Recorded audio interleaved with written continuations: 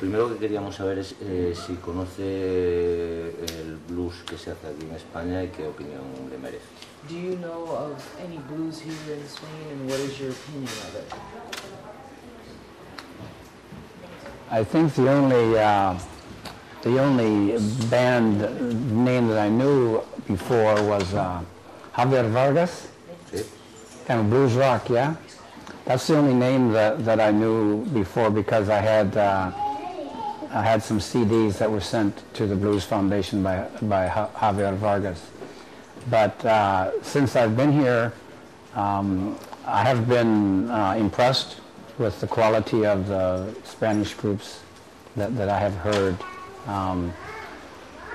in the calle and at the festival. So I think they're very good. I have been in some countries where I thought, ooh, this is not so good, but here in Spain, I think the blues is very good. ¿Qué impresión se lleva del festival? What was your impression of the Ondarribia Blues Festival?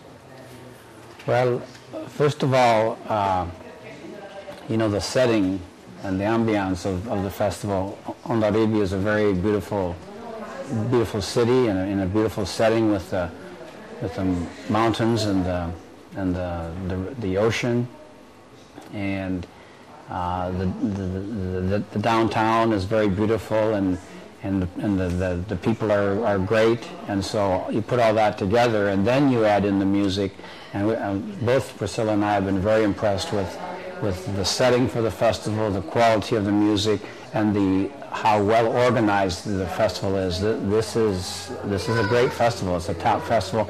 I will tell everybody that I see that, you know, you need to go to Ondarribia because it's a wonderful place and a wonderful music festival. ¿Qué le han parecido los grupos españoles que han tocado en este festival? What do you think of the Spanish bands that have been performing here at the festival?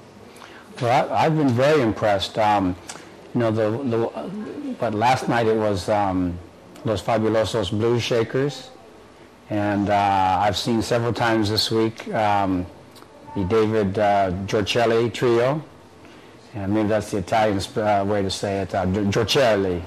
But anyway, I've seen them play, and he's a very good keyboard player. And yesterday, during your presentation, where he showed off that he knows every style of piano, that's very impressive. So I think that the Spanish groups compare very favorably with other blues musicians that we've heard, both in the United States and elsewhere. I was thinking yesterday, you know, the Blues Foundation has the International Blues Challenge, and I was thinking yesterday that, again, David Giorcelli could do very well in that competition. La situación del blues en Estados Unidos, ¿cuál es ahora mismo? What is the state of the blues in the U.S. today?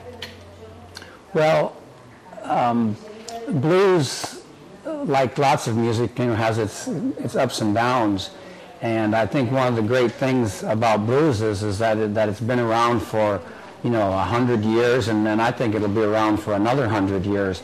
So, you know, I don't get, it's sort of, to me, I sometimes think of it like the stock market. I don't get too concerned about where it's at today or tomorrow, because I know that in the long run it will always be here.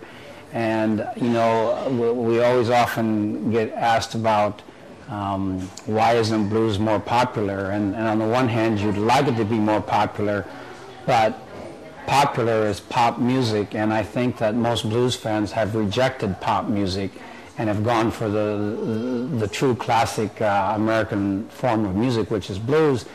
And so, you know, you have someone like James Cotton, who's over 70 years of age, and he still gets to go out and play music.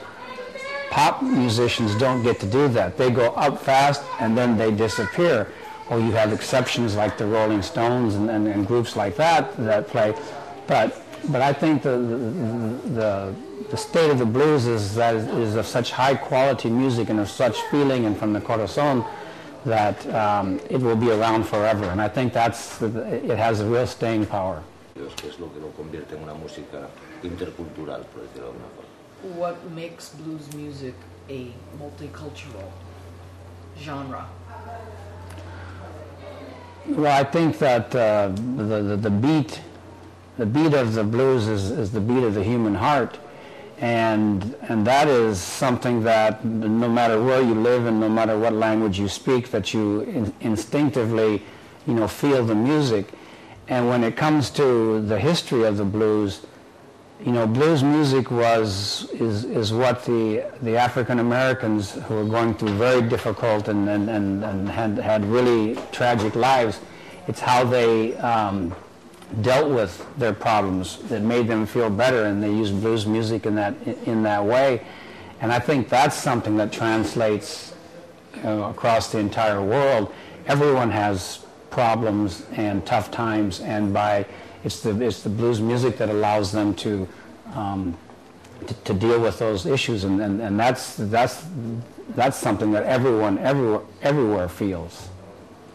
¿Qué papel juegan las fundaciones, las asociaciones, las entidades de blues, y cuál es el nivel de importancia que tienen para el futuro del blues? What is the importance that blues societies and other blues organizations play with the Blues Foundation? Yeah, throughout the world, it's really the fans who join together to form blues societies or to start their own festival. And so, unlike some musics where it's from the top down and from the corporations and the companies, blues is so much from the fan base that grows it from the grassroots, and it's those societies and groups of fans that get together that they'll start a newsletter, they'll start a website, they'll start a festival, they'll start a Monday night jam. And so the blues is really the music of the people in that sense, is that they create their own opportunities and their own places to do blues. Almost every festival in the world is run by volunteers and blues fans that create these opportunities. And I think sometimes it was the failure of the corporate world and of the companies to do these things that made the people say, well, we'll have to do it ourselves. And I think we're kind of lucky and blessed that it was the fans who created these opportunities for the musicians to come.